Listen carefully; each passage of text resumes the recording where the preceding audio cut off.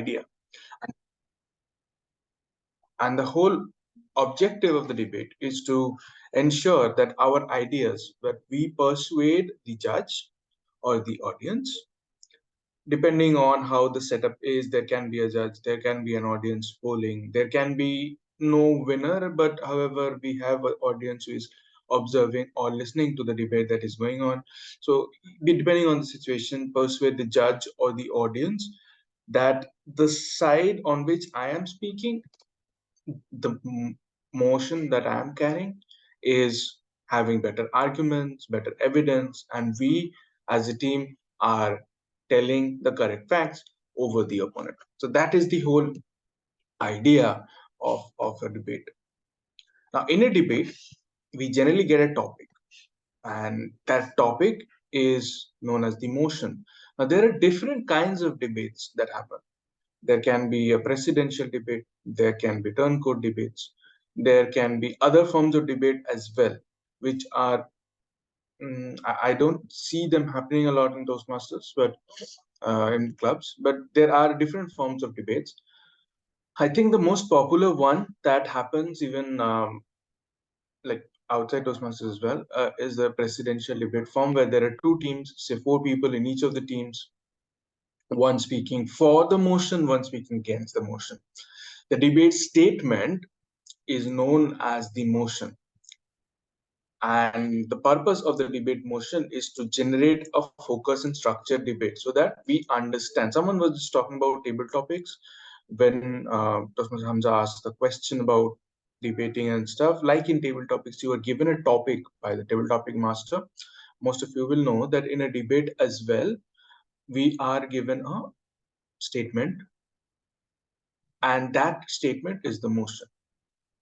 The motion is generally assertive in nature, and I have to either carry the motion in my team or as an individual, wherein I am for the motion, and there will be people who are against the motion. The purpose of the debate motion, like I said, is to have focused, structured debate, and at the same time, each of the teams, they have arguments for the motion, counter arguments against the motion. Sometimes the team for the motion will again have counter arguments on the team that spoke against the motion and tried to and was trying to refute the motion. And this is the whole idea that goes forward. Now, I go back to you all, and I have a question. Now, how do you feel our debate speech? Say you come to the stage and you start speaking. How do you feel that if you are speaking is the right way to speak so that your point is making sense, or you drive your point to the judge, to the audience, to your opposition, to everyone? You can unmute and speak. That's not.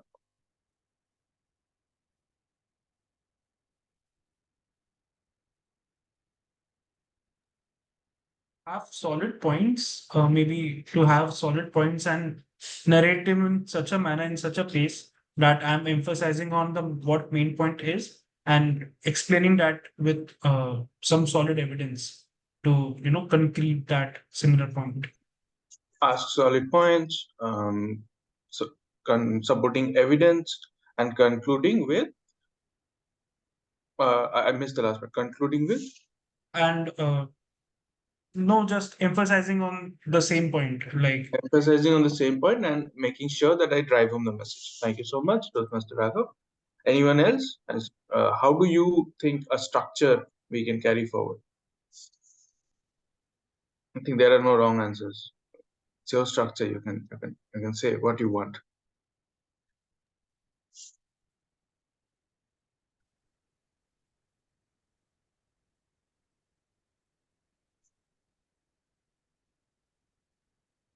All right. Yeah, you no need to raise hands. You can speak if that was a raise of hand. Okay. So, debate has, if you see in a team, some of them speak first, some of them speak in the middle, and some of them speak at the end. Right. In a parliamentary debate, we have different names for these kind of speakers as well. Like one is the prime minister or the leader of opposition, one is the deputy prime minister, deputy leader of opposition. Third one is the member of the ruling side. One is the member of the opposition side, and then there's a whip on both sides. So there are four people in general. In other forms of debate as well, there is a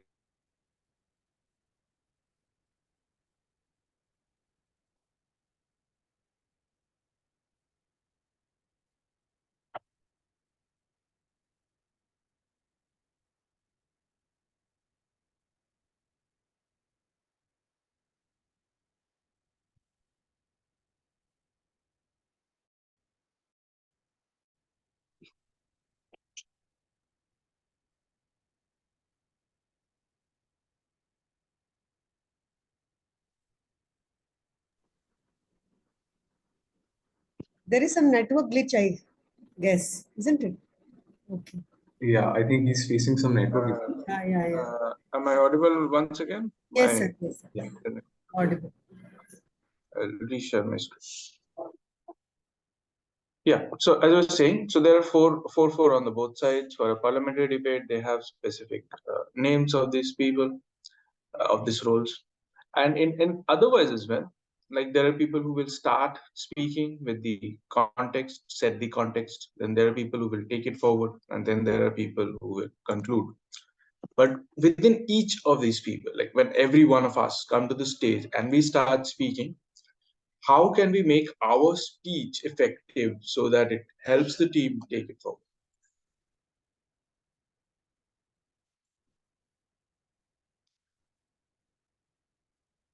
Like Toastmaster Raghav was also mentioning, opening statements, cross examinations, rebuttals, and closing statements. This is how we generally form our speeches. And there is, in the opening statement part, I'm going to set the context, then I'm going to cross examine. If I'm the first speaker, of course, I cannot cross examine. I will need to provide my points. That part is not there because I don't know what my opposition is going to talk about, right? So I'm going to put my points. But from the second speaker onwards, the cross examinations and the rebuttals come in. So I counter, ask question, try to negate the points of the speaker who spoke before me from the opposing side, and then close my sentence by emphasizing on the points that I made. Now, that is how what a debate consists of. But how do we take this structure and form my speech? The arguments that we are making should have four steps, as per my idea. They are the hook, the context, the thesis, and the roadmap. Now, what are these? What is a hook? If you see that when we fish or when people do fishing, there's a hook associated with the string, right? That has some fodder on which the fishes feel attracted towards. That's the concept that we want to bring in here. How do we want to bring in the concept? We want to start by something different that stands out, that makes a mark, like in a good speech, or any regular good speech, right? We do something out of the box. In a debate too, a statement with a lot of facts and figures, actual numbers, which draws attention. Something dramatic, maybe an acronym, maybe uh, repeating the motion, but in a different way, like using the acronym, or powerful thoughts or a quote or a message that you want to drive right at the beginning, wherein you hook the audience's attention. You give them the fodder, and audience, judge, opposition, everyone. They come together and they start listening to you. Then set the context, what you want to speak on, why you want to speak on, why did you just say those messages, those facts, those figures, where are you going with it, what is the topic, and how you want to set the topic. That is what you want to set up in the context. Thesis is not an essay, but thesis is my premise that I'm going to lay out, my points, my ideas, my stories, uh, my arguments, my reasonings, my claims. We're going to talk more about claims as we go forward as well. Claims have a big role in debate as well. So we're going to talk about it in a different section in a little while. And then the roadmap. What is the roadmap? That where do we take ourselves from here and go forward? Now, in between all of these four steps, probably in the thesis part, we are probably in the thesis part, what we're going to do is we are going to put in the arguments, the counter arguments, the rebuttals as well, along with our stories, the points, the facts, and the figures that we are trying to make. Now, when I was in school, we used to practice one thing. When we are trying to debate, we know that when I'm going to speak, the points that I make, the team who is going to be speaking, say, against me, maybe for the motion, maybe against the motion, doesn't matter, but who is going to speak against me, they are going to come up with rebuttals, right? They're going to try to negate my point, go against me, or cross-examine me, and all those stuffs. So cross-examination is also where you ask questions to the audience, sorry, to your opposition, but at the same time, in certain debate formats, uh, there is a question answer segment as well. Like once you've completed your speech, your opposition can ask you questions for maybe a couple of minutes and you answer those questions. In some cases, that is not present. So you ask your questions during your speech, and your opposition probably will answer them when they speak, right? In either way, they can ask you questions or they can rebut the points that you made. And so this is what this, hence these 2 points were there: cross examination and rebuttals. And this is going to, that is where it is made of broken, right? That whether I'm going to go forward and clinch the debate or win it, or impress the audience or my opponent team, they are going to go ahead and clinch the debate and win it. So one thing we can probably practice is anticipate what my opposing speakers are speaking, or what they might ask. So I know what I'm going to speak on, and when I am framing the point, I can already negate a question or a two that my opponents can ask me. For example, I can say that, yeah, I understand that you might say, I'll take that example of the sun rising in the east. You can say that I understand that you might say that every morning that you see that when you are up, the sun is up there in the middle of the sky. How do you establish that that is the east? It's in the center of the sky. Something that might come up, and then you negate that and you say that the rotation or some reasoning that you give, that you can fix up poles at different points, and you see that we go from west to east, and since we are going from west to east, the sun is there in the east, and stuff like that. So your facts and figures, you put it there, but you also negate some of the questions that might come up, some of the rebuttals that might come up as you go forward with your thesis.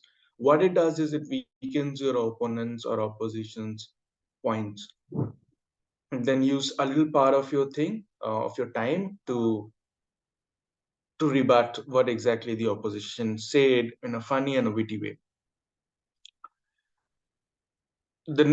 And rebuttals hence are a big part of our speech. Now when we are on stage, what are the key points that we need to keep in mind when we are rebutting, apart from what we just talked about, like I want to negate? But when you are rebutting yourself, when you after you have completed with your thesis part towards the end, you're rebutting your opponent, right?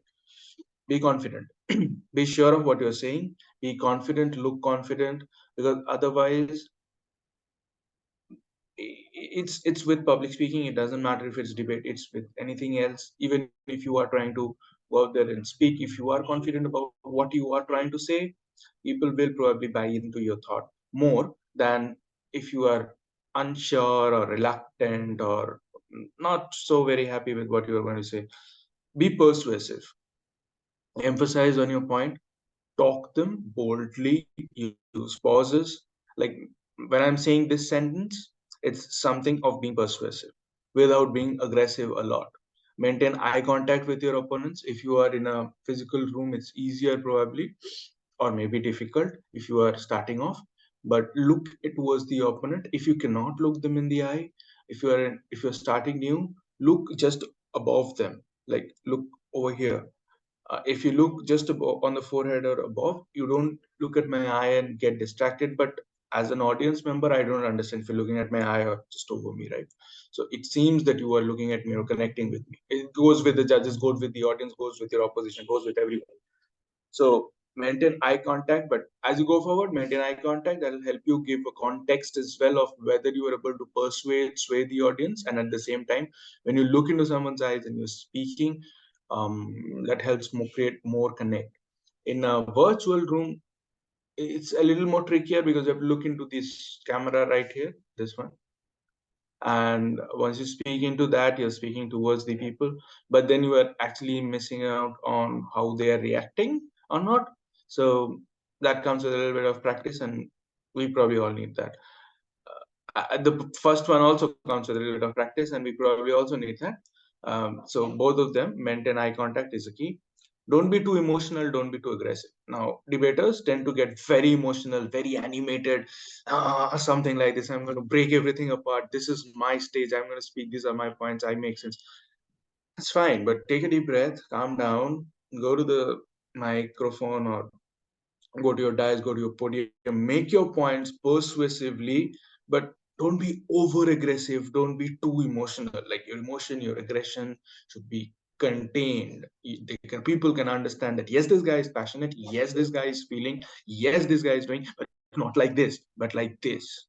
Okay, so the emotion, the passion, the aggression must be in check. Why? Because when you get carried away with these, you start to, you tend to make less sense, and at the same time, when you start making less sense, you tend to slip up with your words, you tend to give away words that your opposition might capitalize.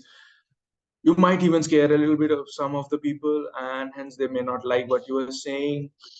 So yeah, this is not the right way to take it forward. Fact check. What you say should be correct. What you say should make a lot of sense, and what you say should be the right thing to say, right? Otherwise, if you are saying things which do not make sense, which are not correct, then it is a difficult point. When you are listening, when your opposition is speaking for the rebuttal, your work starts there. Have a piece of paper or a digital device if it is allowed. Note them down. If it is allowed, in some cases you may not be allowed your phones, because phones come with a lot of other features like AI chatbots, Google, etc., which may not be allowed during an actual debate even. But a pen and paper are mostly allowed in all cases. So identify what your opposition is going to talk about, what they are talking about, anticipate what they might say, and take notes. Also, at the same time, when you are speaking, when you are preparing, anticipate what they might cross question, like we just talked, and try to rebut their rebuttals while you speak in on your thesis. Choose the points that you want to rebut. I know, as a debater, you want to rebut everything the opponent has said. Everything. They told 20 points, 4 minutes. I want to rebut everything. Now, if I do that, I can not say anything new. And like, time is of essence. Like, I'll get only 2 minutes to 4 minutes, or sometimes at max 5 minutes, 6 minutes. But there is a timeline, and those guys have already spoken for that timeline. I need to add more, I need to create my impact, I need to create my statement, my thesis, my fact, why I want to do it, emphasize on those things as well, and rebut their points. So choose which points you want to rebut, prioritize them. I like to do this in an evaluation as well. Not too many points, just sorted them out, prioritize them, and choose them according to their importance and impact. Which one do you feel, okay, this is a key point, I'm going to rebut, and that will weaken my opponent. One or two, choose them up and say them along with what you have prepared. So when you are preparing your points before a debate, make sure, so if you get 4 minutes, keep 1 minute at least for rebuttal, right? Because you'll have to use some time out there. So if you have your content itself for 4 minutes, when will you rebut? As a result, so choose, prioritize what you want to rebut. Now there are three different kind of rebuttals. One can be refuting the opposition, right? This is the offensive rebuttal technique. They say something and I say, no, this is not going to happen. This is wrong. Why this is wrong? That you have to do. Someone was talking about evaluations at the beginning. This is how uh, we do an evaluation as well. We provide a recommendation and we say where it needs to be incorporated. That is the right way, right? Same way here. I say you are wrong, I refute, but why you are wrong? Data points, facts, figures, something, some value, some common knowledge, something that needs to come in there. Weaken. This is defensive rebuttal. How do we weaken? We are not weakening their points. What we are doing is they have rebutted us. Say speaker number two from my team has spoken, their team came, they rebutted a few of the points. Our stand is a little dicey now. So the third speaker goes in and they do a defensive rebuttal. Why is a defensive rebuttal? Offensive rebuttal is about refuting what the other guy said. Defensive rebuttal is about weakening what they rebutted on us. All right. So they have rebutted us. Now we are going to go in and add some additional facts and figures and say, no, what you said in your rebuttal, fine, you be happy with it, but makes no sense. Not much sense. That you say this, however, is a keyword we can use. However, but is generally treated as a negative word. Let's not use but. However, these facts and figures, add in some more and say that makes your stand a little lighter, my stand a little heavier. And the third one is the turning rebuttal. What is this? Sometimes oppositions, when they get too emotional or too aggressive, tend to speak a lot of points which can be used in this turn the points, right? So you can sometimes feel that, okay, this guy said this is actually helping my cause, or he's speaking against the motion, she's speaking against the motion, but when they're speaking, maybe that point is adding value to what I am saying. Go out there, emphasize that point and say that how they agreed with you. That is the turning rebuttal. So there are three kinds of rebuttal: offensive, where we refute; defensive, where we weaken them; and turning rebuttals, where we turn the points. In a rebuttal, what are the basic things that we do? Is what we just talked about offensive rebuttal, and challenge their logic, their evidence, or their impact. And hence, like I was saying, it is very important to use our own data points when we are both refuting or weakening. Weakening is the defensive rebuttal, we defend our own arguments. And the third one is pretty straightforward, where we go and claim that how their points strengthen our points. Now, how do we prepare for a debate before we go to the stage? We research and prepare. The topic is generally given beforehand. So you research, you prepare for your topic, have data points. In some cases, especially in our club, in different club meetings, what I see is the topic is given on the floor. In that way, probably a generic preparation on general topics that are going around might help. But yeah, in most of the debates, in general scenario, the topic is given beforehand, and hence research and preparation is important. Prepare your arguments, analyze what your opponent might say as well. So prepare in your mind some of the rebuttal questions that you might want to ask.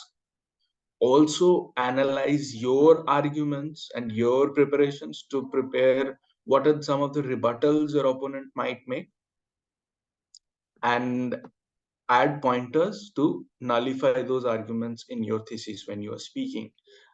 I keep on emphasizing on this because I personally feel everyone does the other things more or less. They prepare, they rebut, but negating your opponent within your speech confuses them at times. They lose on content and their rebuttal is already weakened. And that is many a times where we win or lose a debate. Delivery is important. Like we talked, not too emotional, not too dramatic, not too aggressive, but at the same time, energetic. Look into people's eyes, be convincing in the tone, have facts, have figures, Your hand gestures should not point like this, but maybe like this. If you're moving your hands from behind the dais, the hands pointed up, not down, because again, it gives a negative body language, up like this, but not towards the audience. Or when you're making your gestures towards the opposition or opponents, maybe you can have an open arm, again, not pointing, but like this, or open hand. I am not sure. Yeah, I'm visible now. Like this. Like, how do you want to talk about it? Um, so delivery is important, what you are speaking, and strategic teamwork. So if you're in a team, when you are doing this research, this preparation, you cannot speak everything yourself, and that goes for everyone in the team. So the combined research, the combined argumentation, the analysis, rebuttal points, cross questions, everything needs to be distributed in your team. It's a teamwork. The team has to win or the team has to lose. Yeah, there are in general best speaker or outstanding speaker of the day award, but what's the use if the team loses, right? So it's a team effort, and we generally have to balance it out all through. Like a story, like we said at the beginning, someone setting the context and taking the story forward, someone closing, emphasizing. We're trying to talk about conclusions as well. And because we talked about introduction, we talked about middle part, we're going to talk about the conclusion as well. So each of these segments, like it is going to be important in your speech, the entire presentation of the team needs to also have the same thing, a hook that with the introduction, powerful conclusion, a thesis with the arguments and the rebuttals in between, right? So this is how the flow works.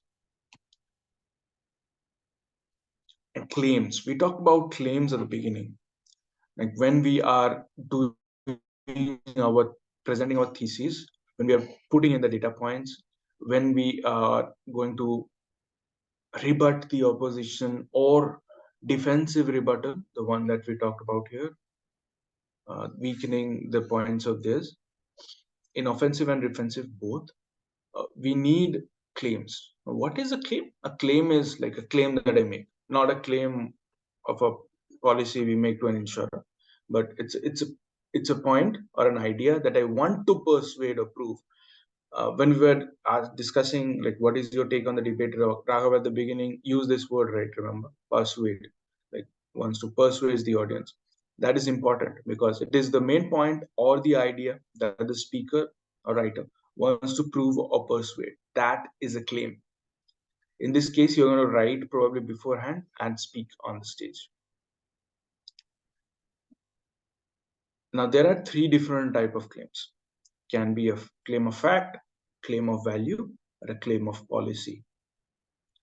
A claim is also different from a topic. You're not going to repeat the topic again, but you're going to talk about the claim. Say,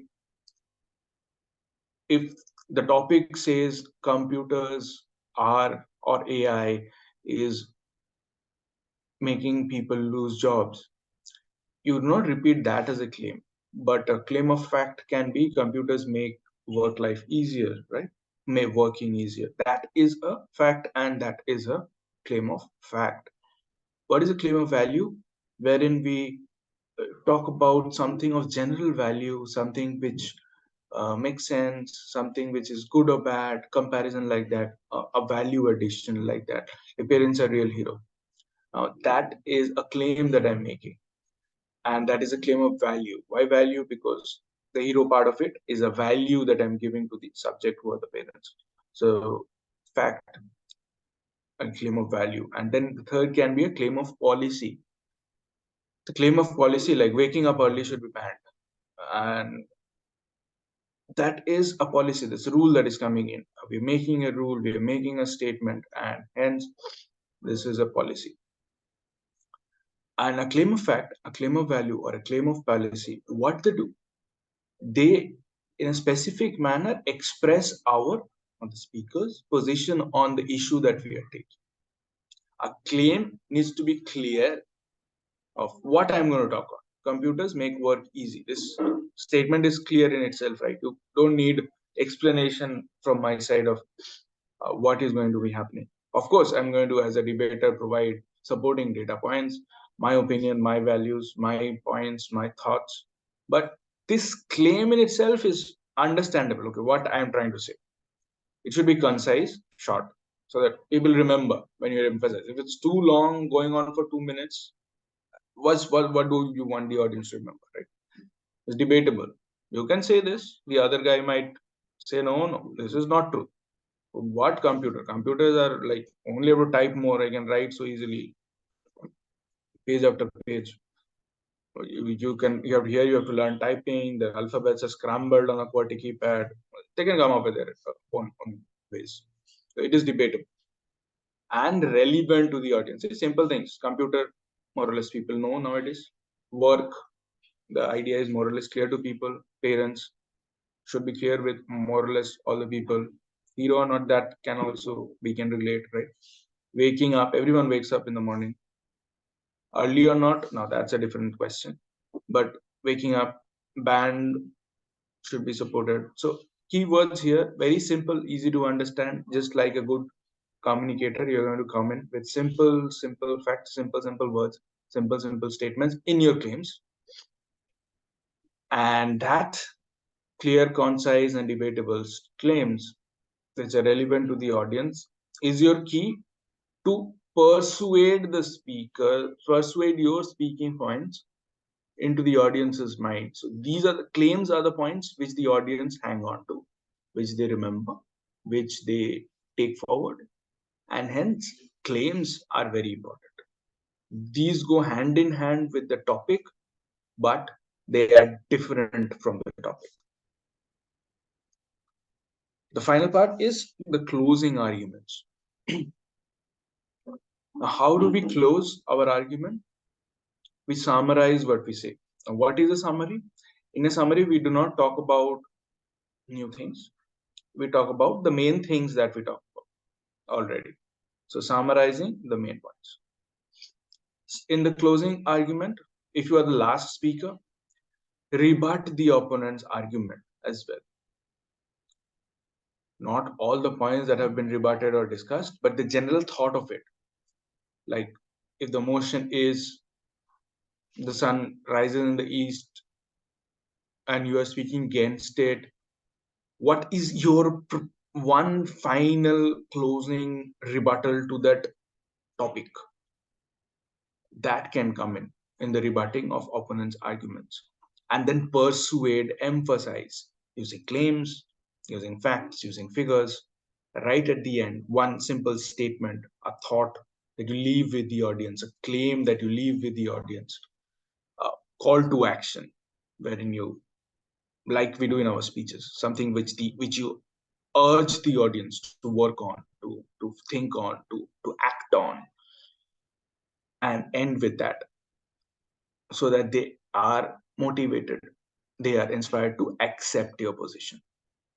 So recap, re-emphasize, refute the topic of, in which the opposition was speaking. These are the three things you want to do in your closing arguments as the last speaker, as well as when you are speaking, your conclusion should have similar to this: summarizing,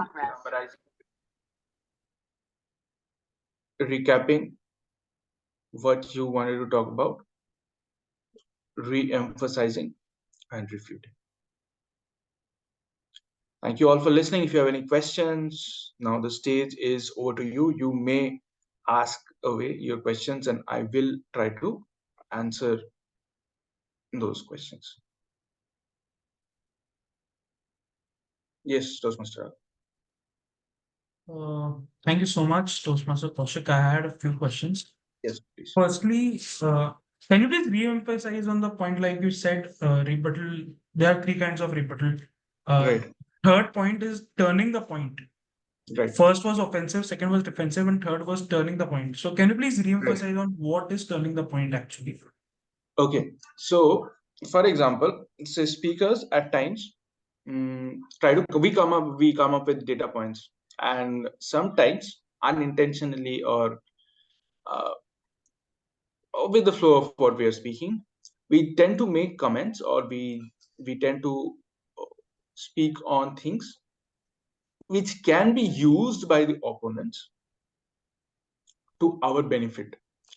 For example, I'm going to take the topic of the computers, right? That AI is eating jobs of people and everything.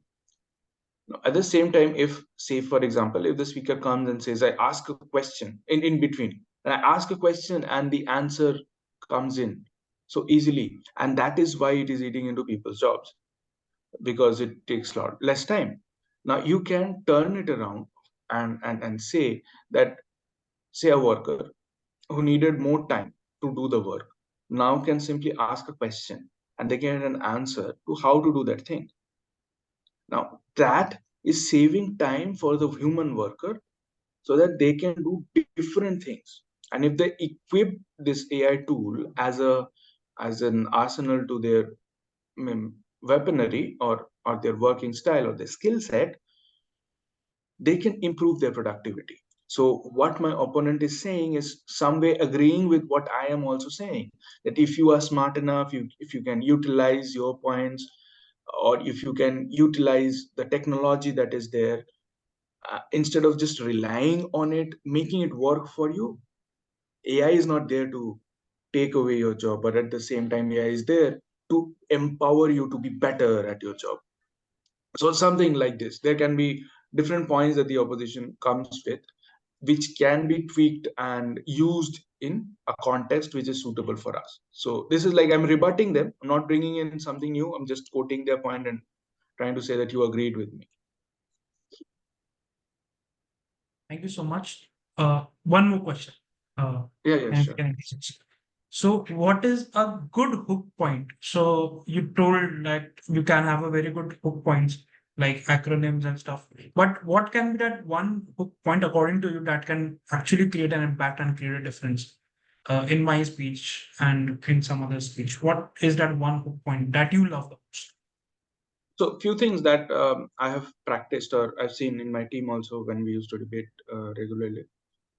What we used to try is, say, if a person is speaking right at the beginning, or the first speaker, or maybe the second speaker, they're going to come up with the hook point. It differs a little bit from if you are speaking third or fourth, or in a team.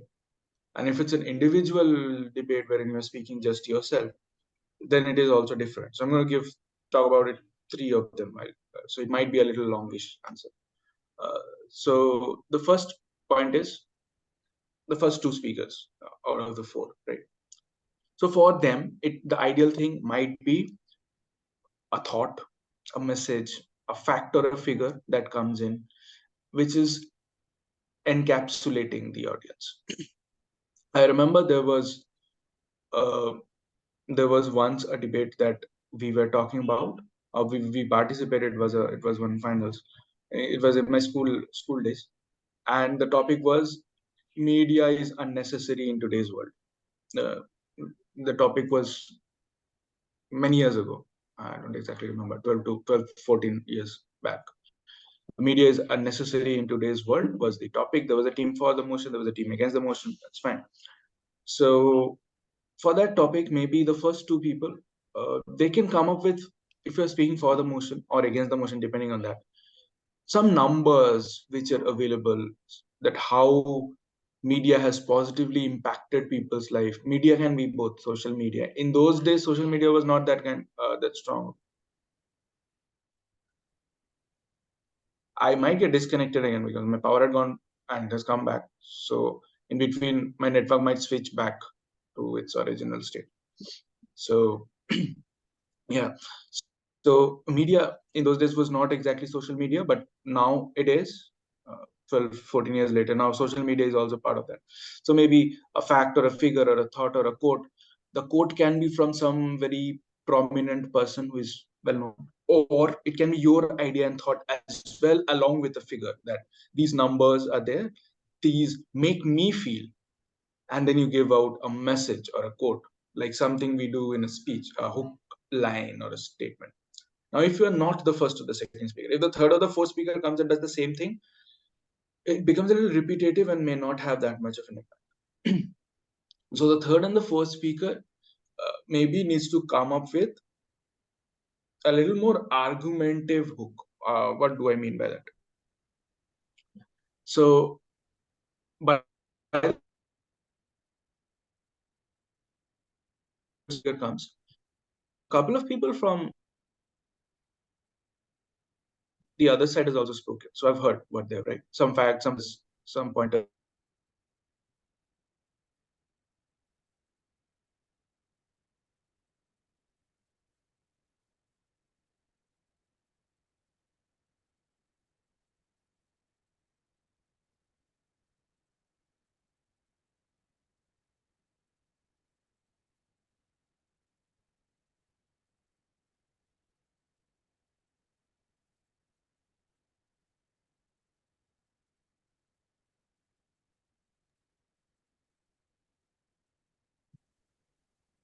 Toastmaster Kaushik will just join us in a minute. Till then we can just wait for him. Yeah. So, hi Toastmaster Kaushik. The last thing that we heard was argumentative hook. Okay. So yeah. So the third and the fourth. So by the time the third or the fourth speaker speaks, fourth speaker definitely, but third speaker, even when they're speaking, at least two people have spoken, two or three, depending on which side you're on, have spoken from the opposition or from your opponents. And now when they have spoken, they have come up with their own facts, their own figures, their own numbers, their own thoughts, whatever. Tap into those points. Maybe it may be a good idea to tap into those points, come up with a small story, something that can be relatable, very small, one or two lines. Now, one of my friends, he used to do this very nicely. So when he used to come in and used to take up third or the fourth, one of those speakers' points and put it into a story on how things. For example, there was once a topic about dictatorship versus democracy, something like that. And so what he did was he took up a scenario setting in his house, wherein a couple of his family members were talking, and how like an authoritarian style impacts, and how a democratic style within the family, how it impacts. And that was his hook. Like people can relate, okay, this happens in a dining table, this happens in simple way. These are not just simple facts or figures. These are not some big quotes or thoughts, but a simple event that happens in everyone's house. But this has to be small. The story cannot be 4 minutes long because you only have 4 minutes. So it has to be 15 to 20 seconds max. So a short story right at the beginning. So there can be these different kinds of hooks. Acronym I generally use in the conclusion personally. I like acronyms, so I'm very comfortable with acronyms. You may not mandatorily use acronyms. I've used acronym even in my evaluation speech in which I won the district finals. So acronyms are something which are close to me. Use something which is close to you. Something which you think you are confident that okay, whatever is thrown at you, you can spin around it with that particular skill set. Acronym is something like that. Give me anything, I can make an acronym out of it, which is relevant. I feel that way. That's a confidence that comes in. So if you are confident about something like that, use that. I use it at the end in the conclusion. We both talked about like how persuasive I have to be, right? So when I'm becoming persuasive, so I'm going to talk about it. For example, if the topic is, take a keyword from the topic on the subject of the topic, I'm try to make an acronym out of it. So like that. So hook at the beginning and hook at the end. This can be how it is. I hope it makes sense. Can you please cite an example? How did you use the acronym Okay. at the end? So for example, if the topic is, so give me a topic, any topic. Authoritarian versus dictatorship. All right. So if you take authoritarian and dictatorship are similar, I guess. So you mean democracy versus dictatorship. Democracy versus dictatorship. Right. So depending on which side you are on, if you're talking for dictatorship, take the word democracy. split it up: D for something, E for something, M for something. So you can say the word D in democracy means dictatorship. Uh, yeah, and same way, if you are talking about dictatorship, you can say the word D in the dictatorship means democracy. So kind of like expanding on the word, take the keyword that suits you from the topic and then expand it in your own way. If you're talking that media example that we talked about, that media is unnecessary in today's world, take the word media and then expand it, like how it can be made. One thing that can be done is, if it is even better if you can make the acronym into a sentence.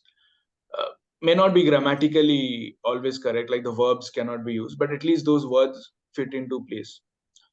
For example, if you're against media, you can say that media, you can say M is misleading, E is maybe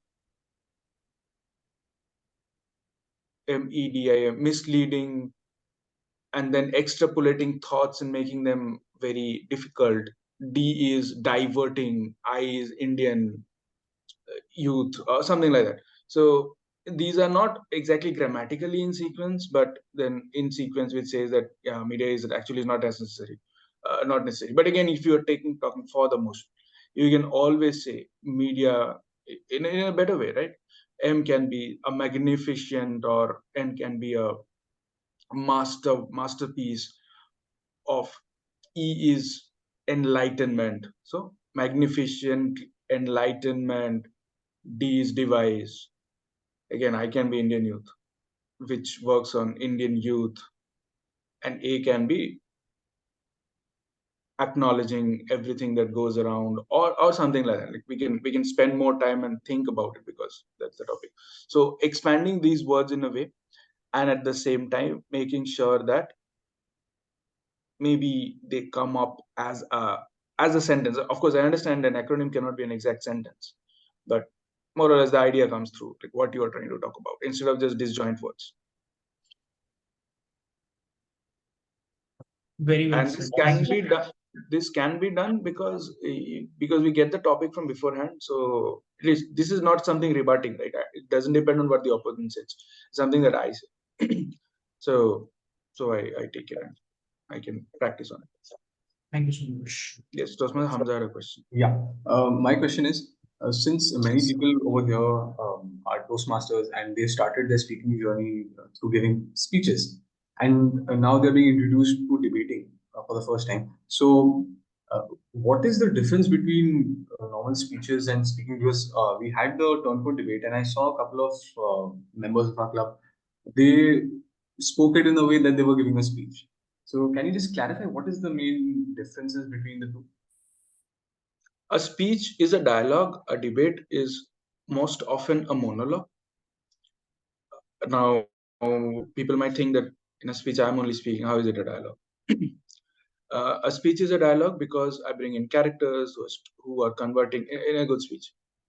We bring in characters who are conversing. I ask questions to the audience and I expect them to respond, and I take it forward. In a debate, I ask questions to the audience, but generally I answer them myself and go forward. I do not wait for the audience to make points. In a speech, the story takes predominance. In a debate, the facts, the figures, and the thought that takes predominance. In a speech, the style in which I am saying is once upon a time in a faraway land, this happened, and this makes me realize that I should be doing this and not that. So it's a storytelling kind of stuff. In a debate, when I'm speaking, my style mostly can be in a faraway land, 25% people did this. That led to this kind of devastations. So I tell you that this is not the way to go for. So that's probably a slight difference in presentation or the delivery uh, in a debate and in a storytelling, right? Or in a speech. In a speech, in both way, how they are similar, they both have an introduction, a body, a conclusion, audience interaction. Well, Might be a little different, but it's there. Even in speeches, we sometimes ask questions and answer them ourselves when we do not want to waste time waiting for a reply, right? So both of those things come in. In a speech, we generally do not use acronyms and stuff like that. I think, at least in a prepared speech, yeah, we may if we want, but no one's stopping us. But generally, I haven't seen that being done. But in a debate or a keynote, it's it can be used in a more contextually. But why not in a speech? Now that I say it, I think that maybe we can try it once. Let's see how it goes. But yeah, so excuse me. So these are probably the fundamental differences between a speech and a debate. It's very easy to get carried away. So, like I said, that in a speech, in a debate, when we are like using a story as a hook, it has to be very short. But if it would have been a speech, that story should have been longer, and it would not have been the first thing to say. Maybe it should have come in the between, in the body of it. A speech and a debate, what can be more different? I think these are the primary dissimilarities: the delivery style, the audience interaction style, the content style of fact and figures versus facts figure based messaging and story based messaging. So yeah, and rest of the other things. Oh, one more thing, for delivery wise, in a debate, we generally are restricted to a lectern. So we stand or sit at a place and speak. So our hand movements, like I was mentioning when we were speaking, that we do not make pointed gestures at the opponent or the audience, but we will move our hand up like this when we are maybe talking to the audience, or flat extended hands towards the opposition. But in a speech, our hand movements will be relevant to what we are saying, right?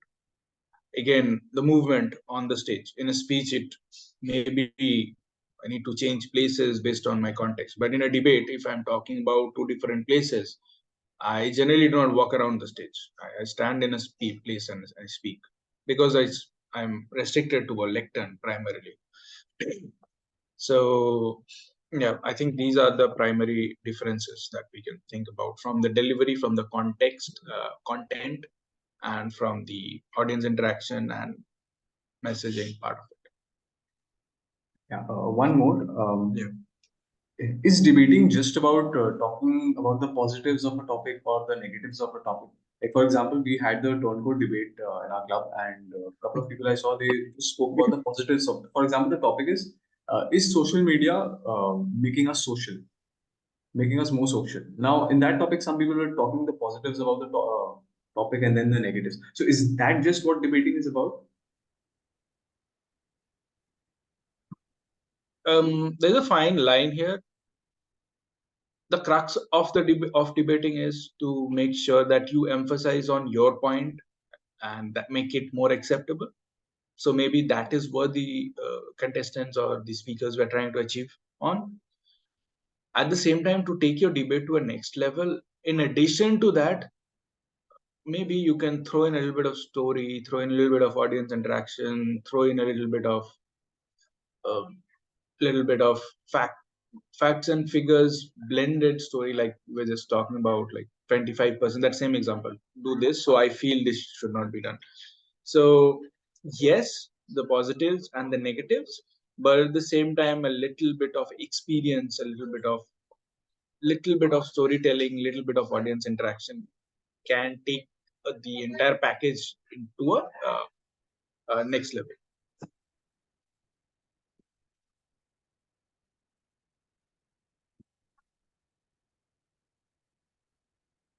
So if anyone has any other questions, I hope I've been able to clear some of the doubts, and maybe the content was helpful.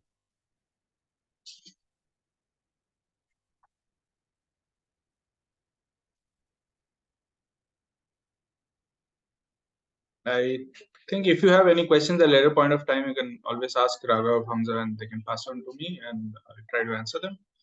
And thank you so much for having me here on Sunday morning. And thanks for joining, spending 1 hour. And I give the stage back to Toastmaster Hamza. Thank you so much, distinguished Toastmaster Kaushik, for the wonderful debate workshop that we had today. I truly believe it was a great learning experience for all of us. I made notes, like my page is full full of notes, and I hope all of you did the same. And with the upcoming it's debatable competition that we're having in our club on 22nd of March, I hope this is a great learning experience that you can, now prepare. You feel more confident in yourself to participate in the debate. So hoping to see you perform well on 22nd of March. And thank you so much once again, distinguished Toastmaster Kaushik, for taking out the time on a wonderful Sunday morning and gracing us with your knowledge and your experience. Thank you. And with that, we come to the end of the meeting. Thank you.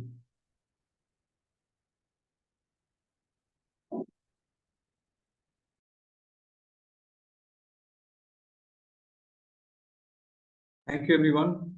You guys can leave if you want. Hamza, when would we be given the topic for the debate? Raghav? It will be announced on the Friday, the forthcoming Friday. So I think the date is 15th. Topic will be And announced just 22nd, we'll have it in CCC only, not the debate. yes. Yes. Okay.